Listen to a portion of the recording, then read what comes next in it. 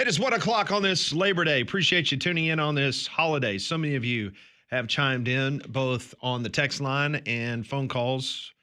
Record audience on YouTube around the country watching us, getting the fan reaction as Alabama loses at Florida State. Auburn, an impressive win in Baylor at Waco in regards to Auburn. We heard from not only Kalen DeBoer, but also Hugh Freeze. Don't forget tonight, Bill Belichick is going to make his North Carolina head coach debut as they take on the TCU Horned Frogs, as we will officially put in the books week one of this holiday weekend in college football.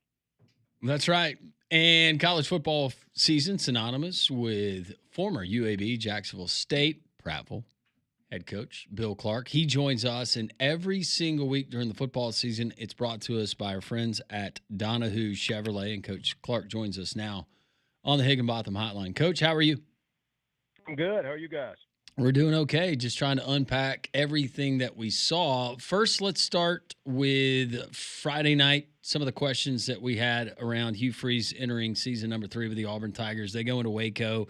Jackson Arnold getting it done with his legs from what you were able to ascertain. What did you like about what you saw from Auburn on Friday? Well, I think, one, the big thing they did exactly what fits him, which was a lot of run, play action.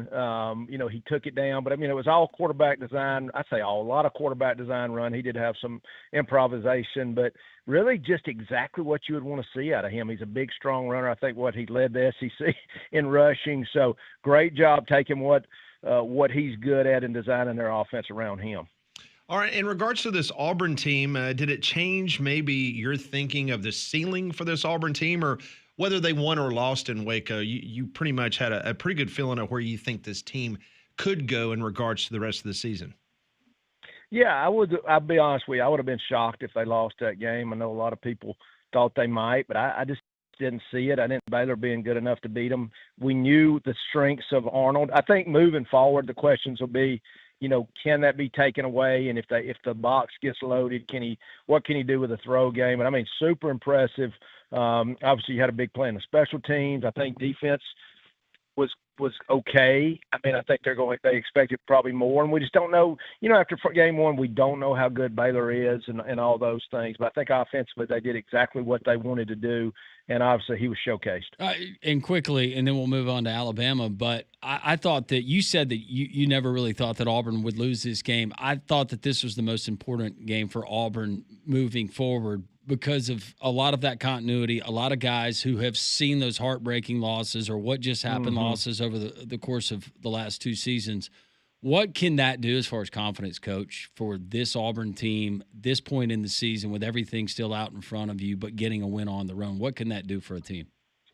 Well, it's really so important because you just want to be 1-0. You want, especially when you've had negativity in your past, especially when you've got a new quarterback you're breaking in. I mean, so obviously you want to get off to a great start, and then it'll be 1 week at a time. But this is the start they wanted. They did go on a road, hostile crowd. I mean, Baylor's fans always do a great job, student section. It's a hard place to play.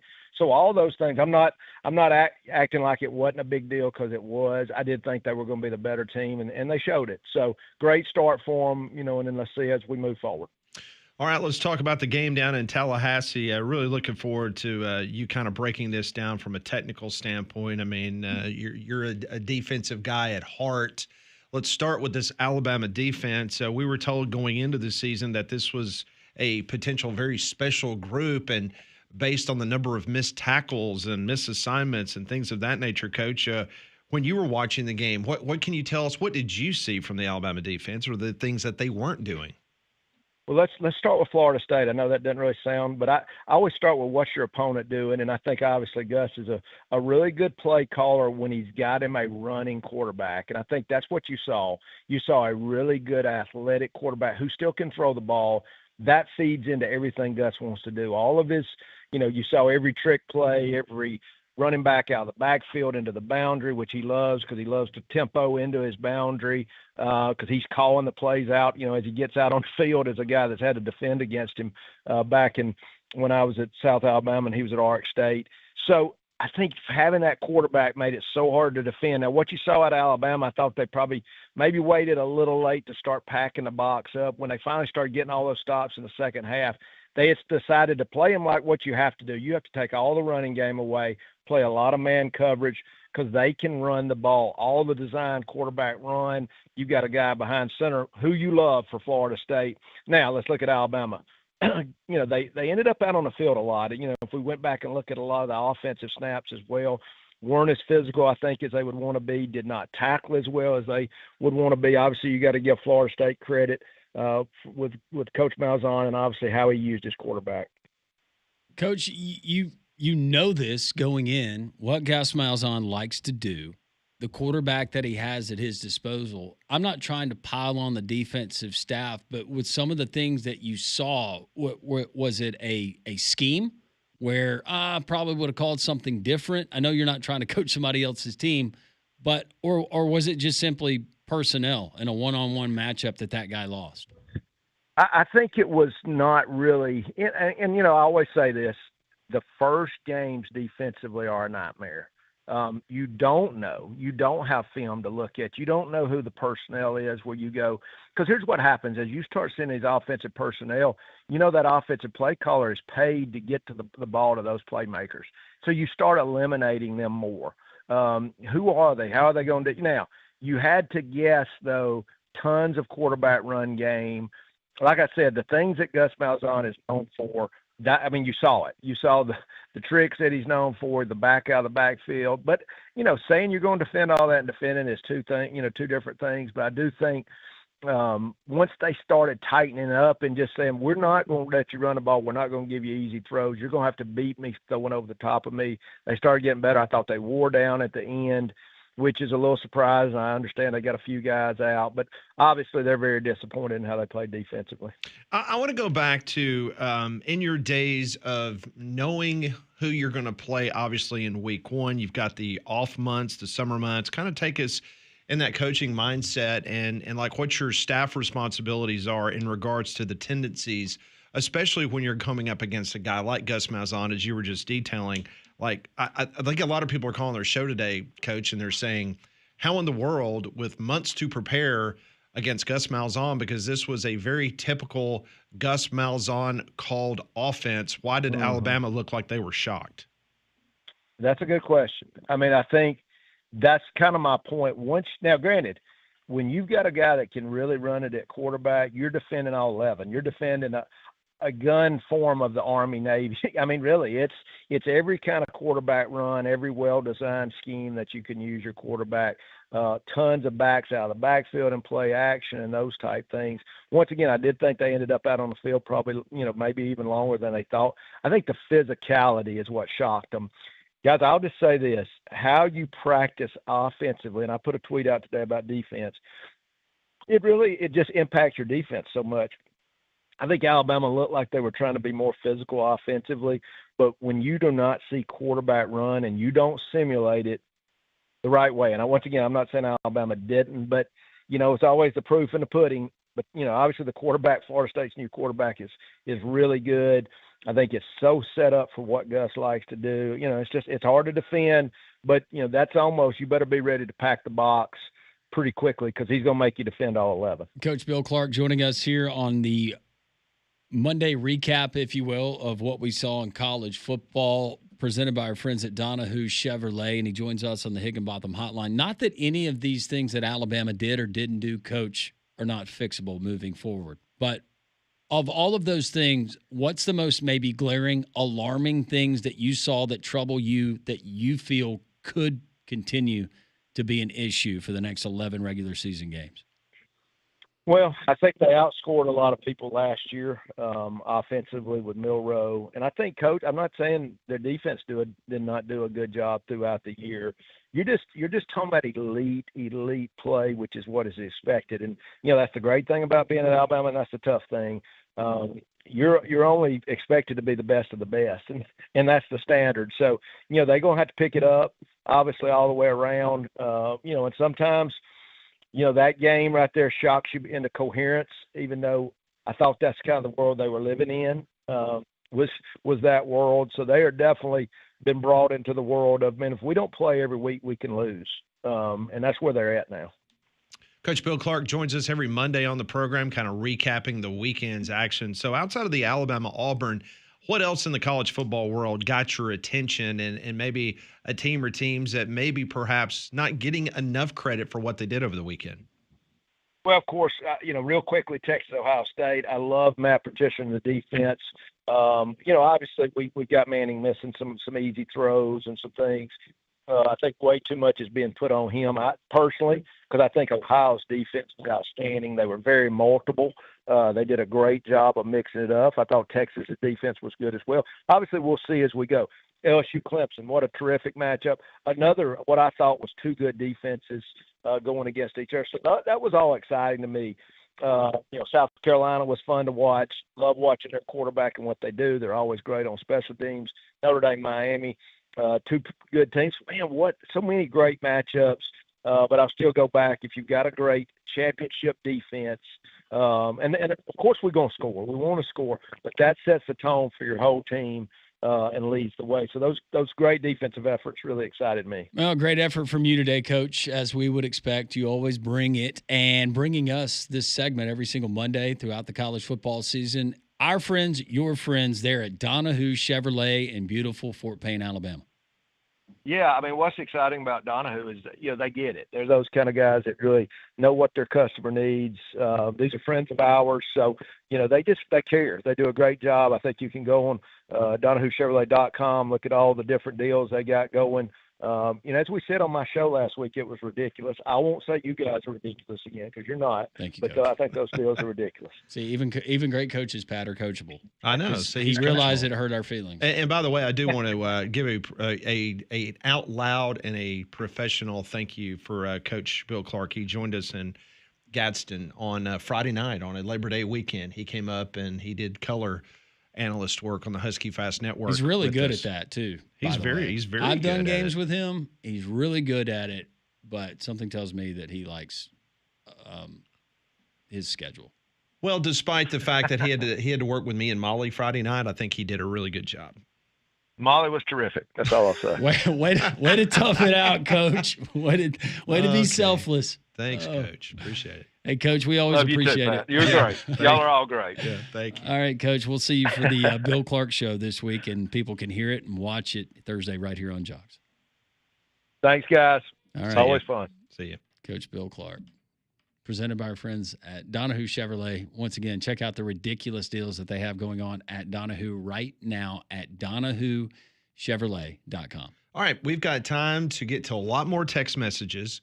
The phone lines are open, 1-800-239-WJOX. So Does she much. still have those? Do you still have some? Oh, gosh. Yeah, she's kind of. Get back in the Tyvek suit. I've got a whole book of them. You got to wade through it, Molly. All right, that's next on Three Man Front.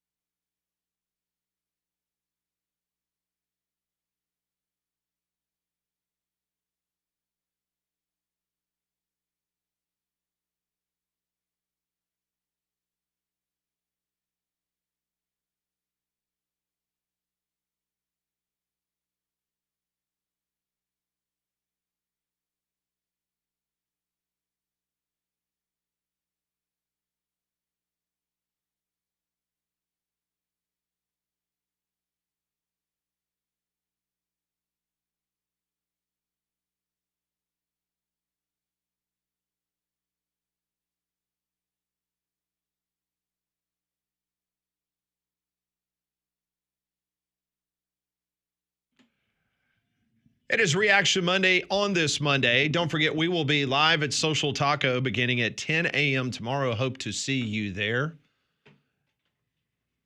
I'm sure Conrad will make an appearance tomorrow at Social Taco. Now, when's the makeup happening, Molly? When's that happening? We'll have to plan. Okay. We can come up with a plan. Unless he's going to be taking long weekends all the time now. Where he's not here on Mondays to face the Piper. There might be some more Mondays where he doesn't want to be here. Based on what we saw Saturday. FSU Dave is going to come in like a Cheshire cat tomorrow. Oh. Hopefully he's in a good mood after the win, and he made that shepherd's pie. That's all you care about. That's You want really your all I'm shepherd's thinking about pie. right now. Yeah, got him in a good mood. They're 1-0. They just beat Alabama. He's got bragging rights for, well, when's the next time they play? It's going to be a minute, isn't it? Maybe we'll get a rematch in the college football playoff.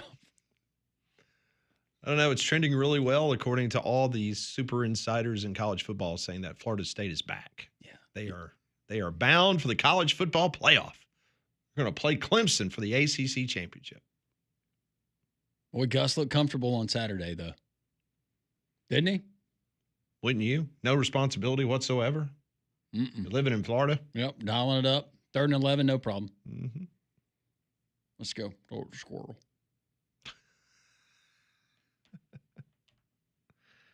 Squirrel. Oh, Squirrel. Latest bowl projections has Alabama playing Indiana in the Music City Bowl. Get your tickets now. Woo! I think some Alabama fans will be like, you know what? They got us going to a bowl game. Yeah.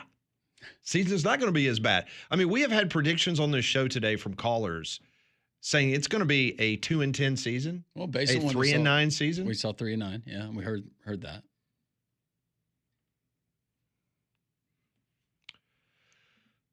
That crosses the threshold. Yeah. That's when it's 3-9, does that go from I'm irate, I'm really, really frustrated to I'm just checking out? I'm going to start going to more weekend weddings during the fall, more craft festivals. I'm going to indulge in pumpkin spice and other things that non-football fans or fans of losing programs indulge in. Well, the good news for a lot of those folks, if you're a football fan, you do have the NFL. That starts Thursday.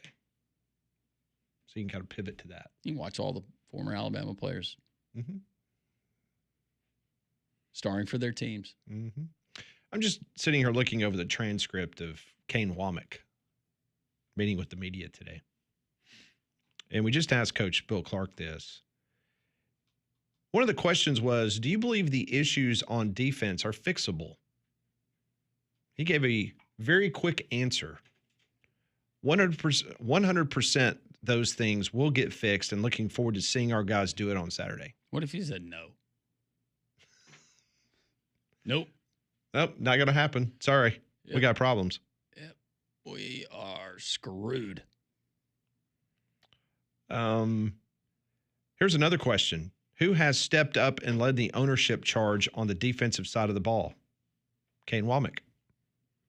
Every player on our defense right now. Well, he's giving some very quick answers today. Wonder if he was snippy.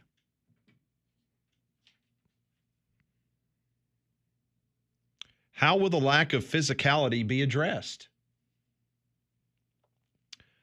One of our keys to victory was when you're playing a team that moves laterally in the 1+ quarterback system, there has to be elements of being patient to let the ball declare.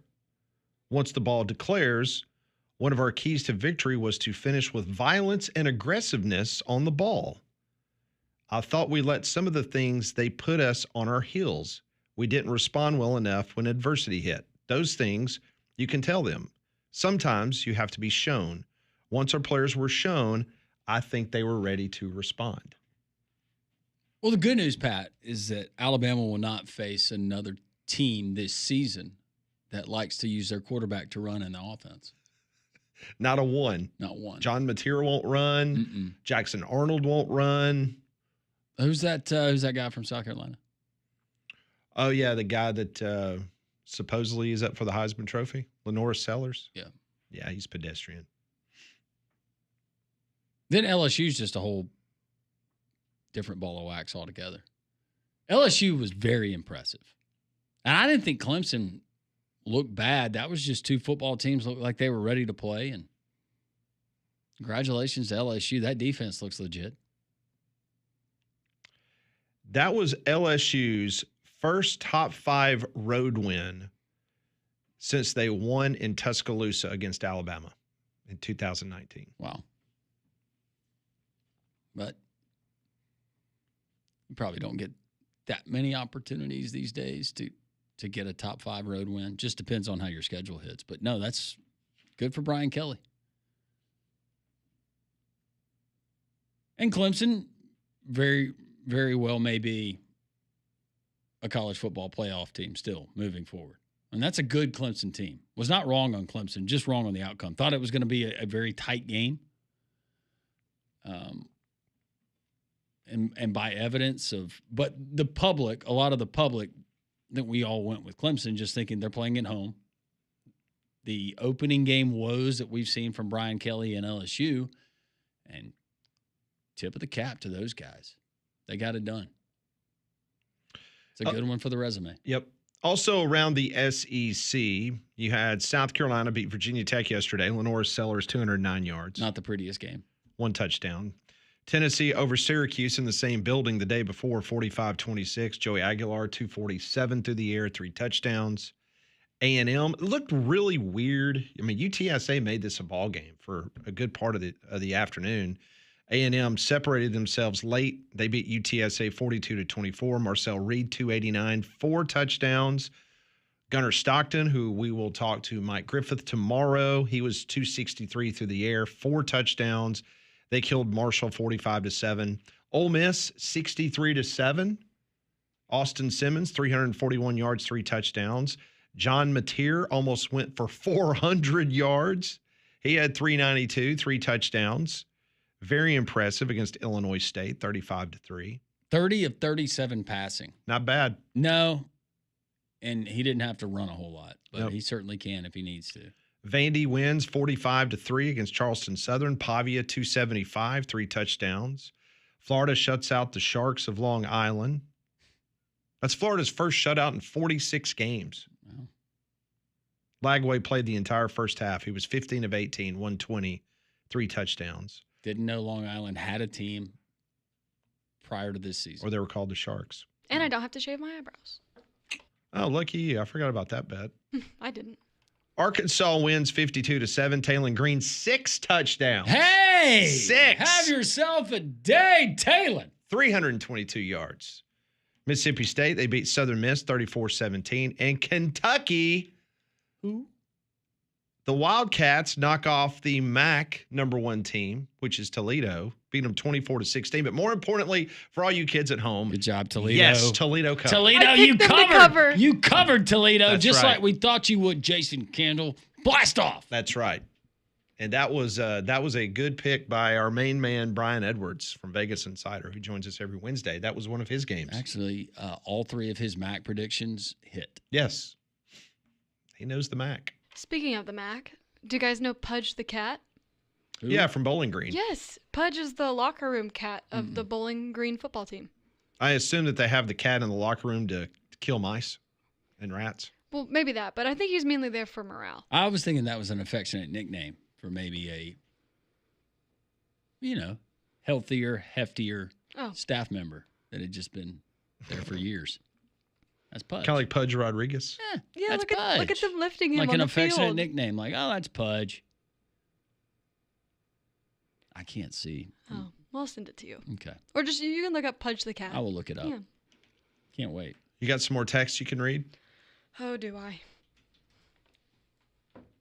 I know you got a ton. Oh, what kind of cat is that? I kind of like the face. It's an exotic short hair. Oh, the exotic short hair. He's 3 years old. That face just says, "Ooh, I am." Isn't he I am so up cute? to. That face says, "I'm up to no good." Come pet me. Bowling Green is my new favorite MAC team because of Pudge. I like Pudge now too. And he's so And cute. I'm really not a cat person. I don't dislike cats, Right. but I've always been. I mean, it's dogs in our house. But no, that's If I was going to have a cat, that would make the list of choices. Of cats. Well, Yeah. good. I'm glad. Big All right. fat cat. More text. Let's start with James from Gardendale. He says, Castellanos and Malzahn made Womack look ridiculous. What happened to that lockdown defense everyone told us about in the offseason? It didn't show up. Didn't get off the bus. They didn't get off the whoop-ass bus that Conrad was That telling us Conrad was about. talking about? Yeah, it was in Destin with Conrad is where it was. Missed tackles, mental errors everywhere. Alabama looked mentally checked out for large portions of the game. That's Ian in Nashville. They did. Mm-hmm. A lot of missed assignments, missed tackles. This is a good one. Watching this defense is like watching a horror movie, except there's zero jump, just terror. Folded under pressure. FSU will be lucky to win 6 games this year. And what we have to do that, and what they did to us was a nightmare. That's Nicole from Bell City. Oh, Nicole. Nice writing. That's hilarious, like a horror movie. It really was for people like Conrad. Oh, man. I love our texters. Humiliated is not a hyperbole. That's exactly how I feel after the meltdown in Tallahassee. FSU, who, mind you, went 2-10 last year, embarrassed Alabama. That's not just a loss. That's an identity crisis. That's from Michael from Shelby County. Best sums it up. If you're an Alabama fan relying on, quote, tradition to save you, you're in trouble. Tradition doesn't play on Saturdays, execution does. And there was none of that in Tallahassee, War Eagle. That's Troy from Prattville. I can't debate Troy. No. Nate in Mobile says, we're watching the post-Saban era unfold, and it's not pretty. Time for some serious soul-searching. This season now hangs on by a thread. Greg Byrne better be on the phone raising funds to fire him. Yeah, I would not want his job trying to raise money for NIL, try to raise money for new basketball arena. And oh, by the way, now I got a football coach I got to worry about getting rid of. That's $69.3 million.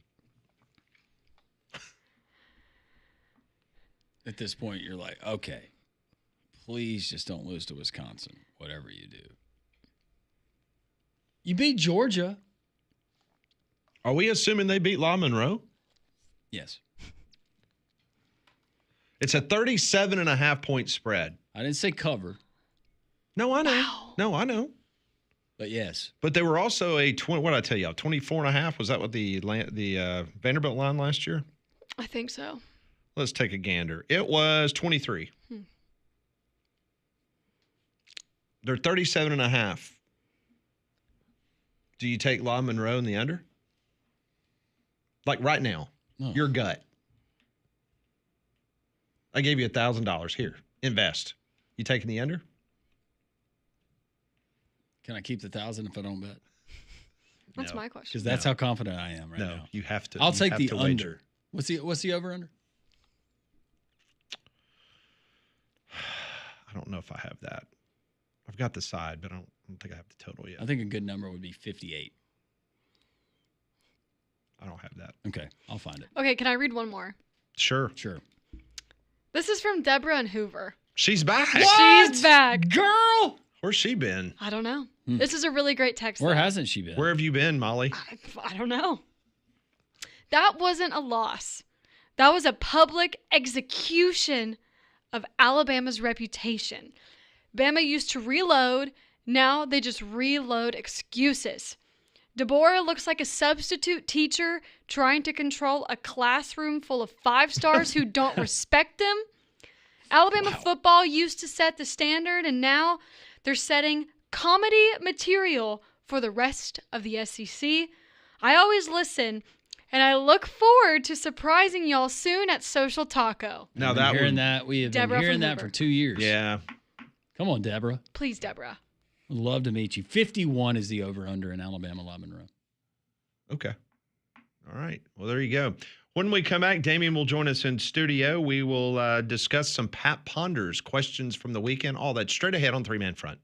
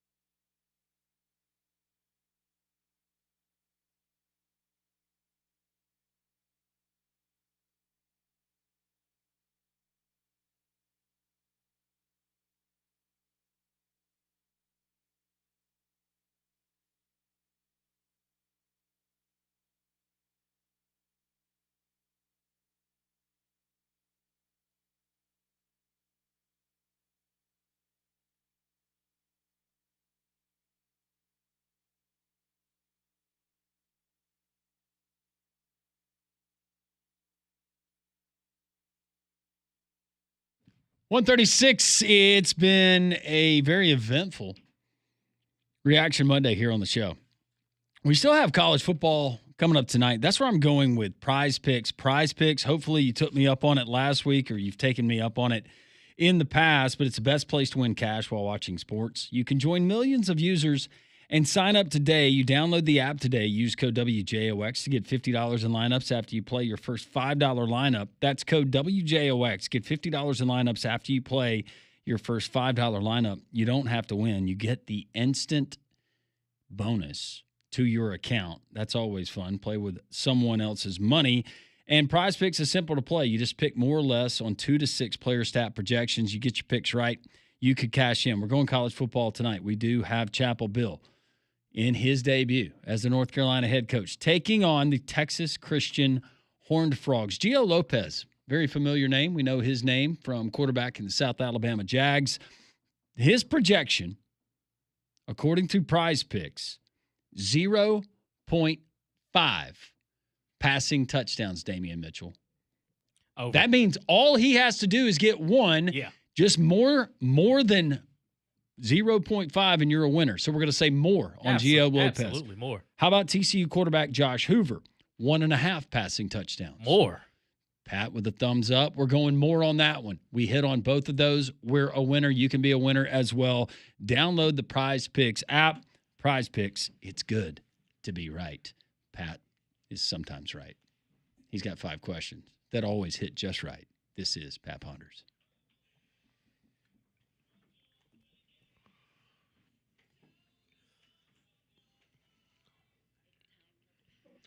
Brought to you by Courtesy GMC in Trussville. Goodbye and see them right off of I-459 exit 32 in Trussville. Damian Mitchell joins us in studio. Before we start the questioning, have you communicated with Conrad at all?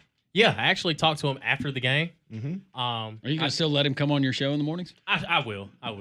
That's awfully nice of you to do that. Yeah, I reached out to him after the game, and I just offered my condolences, and he had some not so nice things to say back, but I can understand. Emotion was high.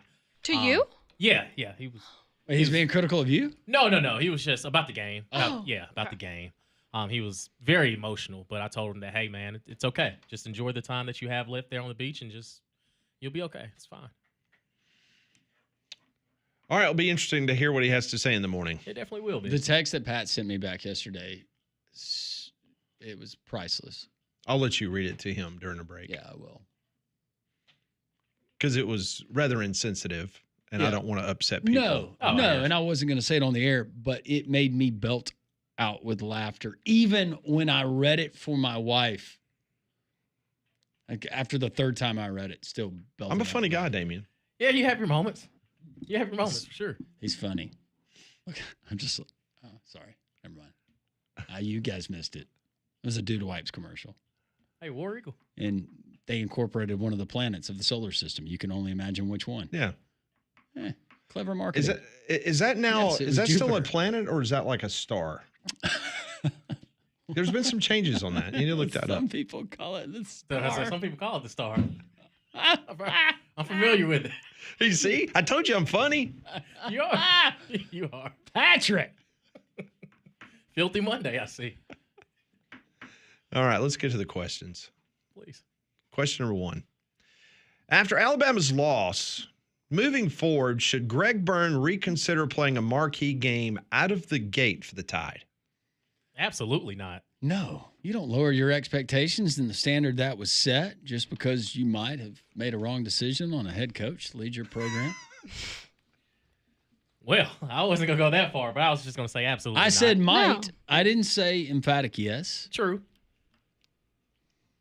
No, you should not. I mean, I was just like thinking maybe It's good. Hey, it's good for all of college football, Pat. You have to remember that. It's not what's good for Alabama. It's that's true. what's best for all of college football. All of college football wants to see that game. Yeah. I mean, I was just thinking of someone like Ole Miss played, like T.J. Finley's Georgia State team.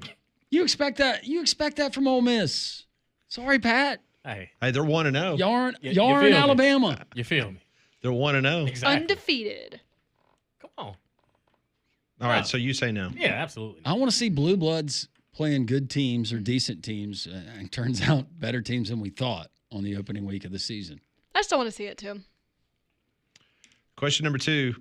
If all quarterbacks are healthy, who do you project to be Alabama's signal caller when the Tide heads to Athens, Georgia? It's still Ty Simpson. Okay. Still Ty Simpson. If we see similar struggles, though, I would not be surprised to see another quarterback taking meaningful snaps during that game. I'd still roll with Ty. Okay. In Ty we trust, apparently, based on the panel. Question number 3. Besides Alabama's upset, what other result from the weekend shocked you the most?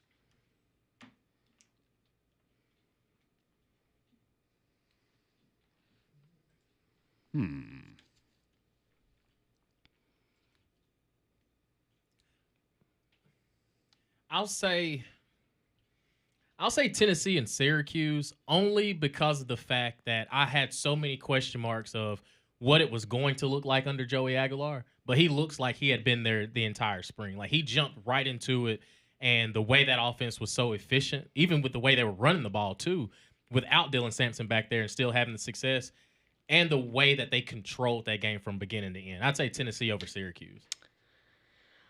I'm going to go Big Ten. I'm going to say Indiana. Against Old Dominion, right? Mm-hmm. Yeah, 27-14. Shocking that you thought they would beat them more? Yes. I mean, it's Curtis Signetti. He always talks a big game, so. Yeah. They got 9 conference games, though. Well, he's going to get to play Alabama in the Music City Bowl, according to Brett McMurphy. So get ready for that. Told you I was funny, Damien. Yeah, that'll be a good one. How about you, Landrum? Oh, for me, it was. I'll give him credit. It was Jeff Lebby and Mississippi State being able to pull away from Southern Miss. That was a close ball game. And then Mississippi State being able to do it in Hattiesburg. Again, it's all relative, but based on what Mississippi State has and playing a tough Charles Huff team, that would have been it. To win that game by 17, good for you. Question number 4. I had other nominees, but that would have been it. In ESPN's recent college football projections this morning, Florida State is projected as a 5th seed. Does FSU make the college football playoff, or was Saturday's game a fluke?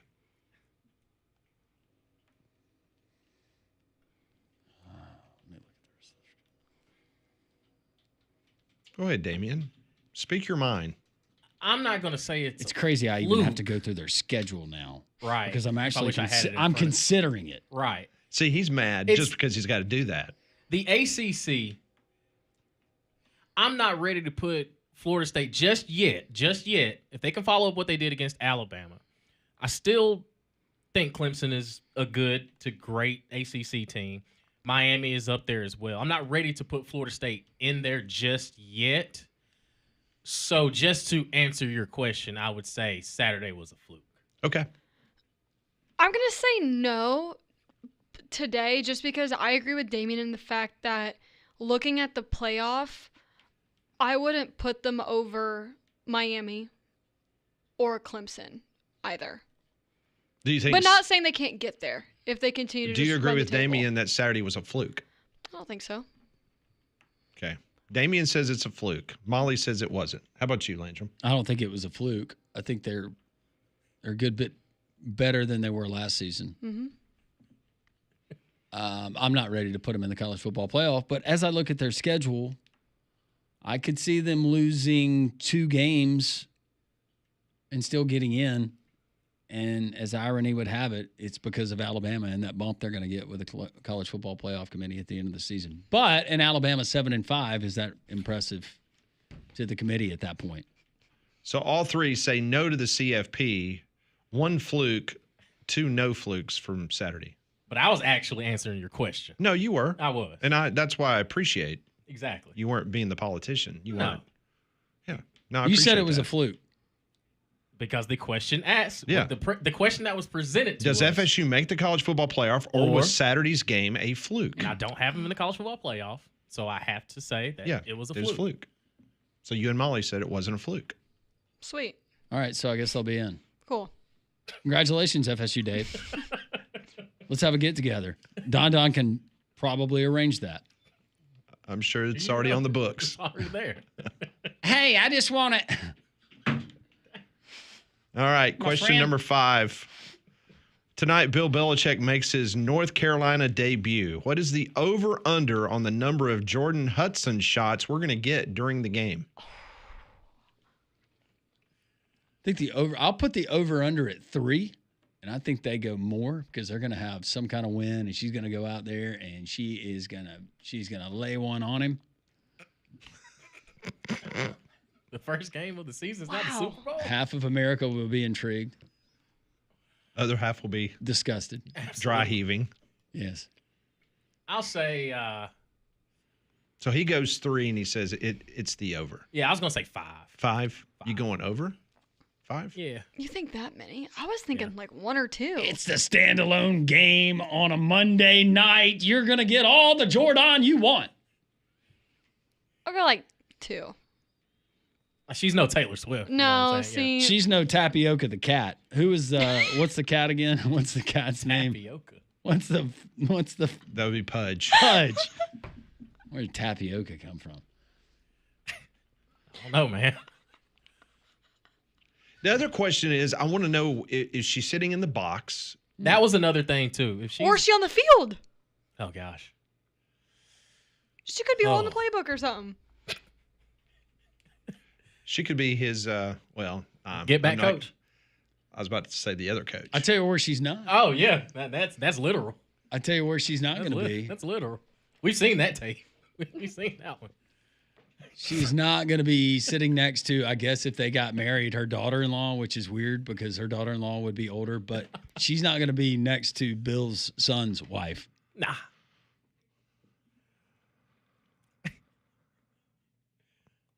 See, I get what you're putting down, Pat. What if she's there with her mom? So you took the bait.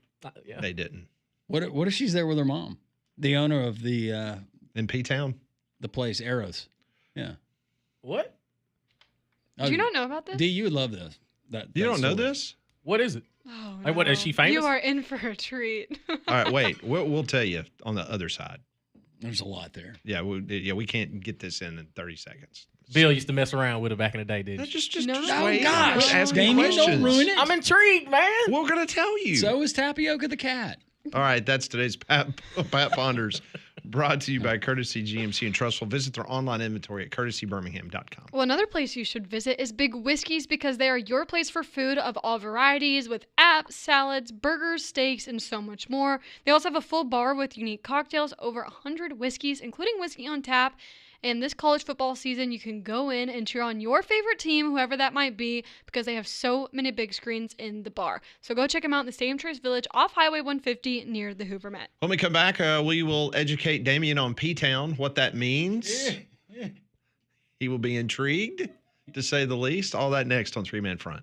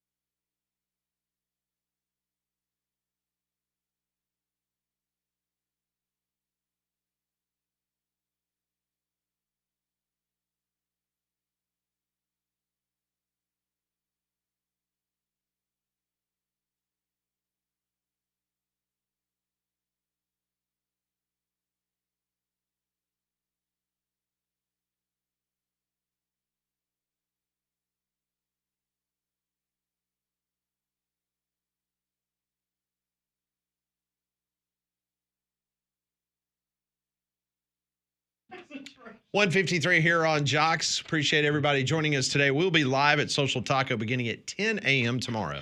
Well, Jox 94.5 and Total Sports Travel are giving you the chance to go see Auburn take on Oklahoma live in Norman. So one lucky winner will score a trip for two. That's round-trip airfare, a 2-night stay at the National Hotel in OKC, and 2 tickets to watch the Tigers and the Sooners, and transportation to and from the stadium. So, to enter the win, text the keyword Tigers to 205-834-9450 to enter right now. Don't miss your shot at the ultimate game day experience, courtesy of Total Sports Travel and your home for college football, Jox 94.5. Okay, so Damian claims that he does not know the backstory with Jordan Hudson's mom. Oh, boy. And her mom, who lives in Provincetown, which is on Cape Cod. Okay. That's PTown. Okay, Provincetown. so I thought it was okay. No. Okay. But her mother manages a sex toy shop and museum. Stop playing with me. Are you serious? Not kidding. Not kidding. Come on. All right. It's like, seriously. Like, Yeah. excuse me? Toys of Eros, according to Molly. I did not know the name of it. Molly just told us the name of it. That's the name. I found it on Google Maps, remember? Okay. So your comments, Damien. I mean, listen, I'm glad that she has a successful business. Like, she's a businesswoman. Her name is Lee Hudson. Oh, Lee Hudson. And Okay. she is the business manager of the LGBTQ friendly sex shop. And it's Toys of Eros. The website says, from serious discussions about sexual politics to consulting with our educators to downright hilarity and crazy fun, our customers make Toys of Eros all of that it is. That's great. Then that's a picture of her mom. I thought you were about to show him the shop. Yeah. Where's her? Let me see the picture again. You never seen a picture of her mom? Oh, yeah. That's it. She must look like her dad.